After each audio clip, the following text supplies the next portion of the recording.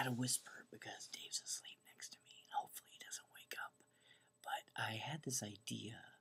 I was typing in the profile description for the new YouTube profile that I'm creating, and I was typing in lovekungfu.com because that's my company, and Kung Fu means skills, so my company actually means love skills. And it came to mind, I started thinking about what I would say if somebody came up to me and said, Kung Fu doesn't mean skills, Kung Fu means teriyaki sauce. What would I say? Well, normally what most of us would do is that we would just start to justify or explain where we came up with our evidence, and we would start to argue with them. And of course, being because they're losers, they would just start arguing back and saying, no, you're wrong, etc., etc. So I thought, well, what would be more helpful? What kind of response would I give a person like that who is insulting the name of my company and trying to tell me I didn't know what I was talking about when this company has been named this for like 7 years or something like that? And I realized that probably the best thing I could do to avoid a long, boring argument that I've had 3 or 4 times already and probably could easily have another 20 or 30 million times is I could say, I could take a second and I could really say, wow, really? Huh, I didn't know that. And if I could convey that with some sort of sense of honesty, that there would be no response for them to give back, because honestly I would be supporting agreeing with them basically, even though I didn't really agree with that. Anyway, so what that made me think of is this discussion in the marriage business or love coaching business, or at least a concept that I find really interesting, which is that what do you say when your spouse wants to say something or implies something or wants to take a certain route or whatever, and you think they're wrong?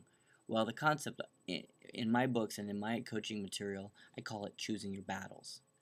So basically, in any battle or in any discussion or any negotiation, you really have to choose at what point where you want to win and where you want to go ahead and surrender that battle. So you want to choose your key battles, the ones that make the biggest difference. And the way you pick which battles you want to win is you choose the issues that matter the most to you. This also implements another tool that I use a lot in my coaching called boundaries and standards. So you have certain minimum standards that you want to maintain, and those standards you keep no matter what. You say, look, this is a standard worth me leaving you over. Like for some couples it might be having an affair. It's like, just so you know, going into this, if you ever have an affair, that's the end, period, or something like that. There's 1,000 different things you could have the standards set on. They could be as simple as a clean house. They could be as simple as a certain amount of money, whatever they are.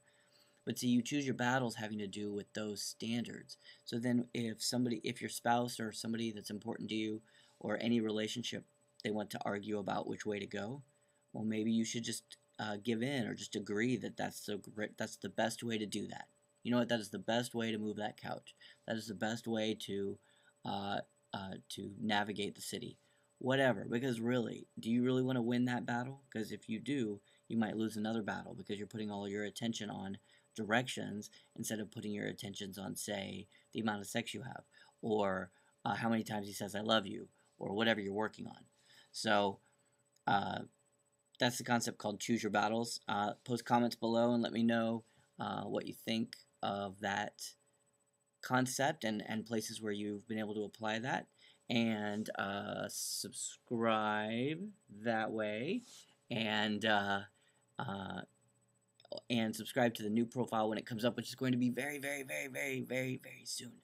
And hopefully I did not wake up Dave, because I'm in the bed right next to him on my little camera, so hopefully he's still asleep.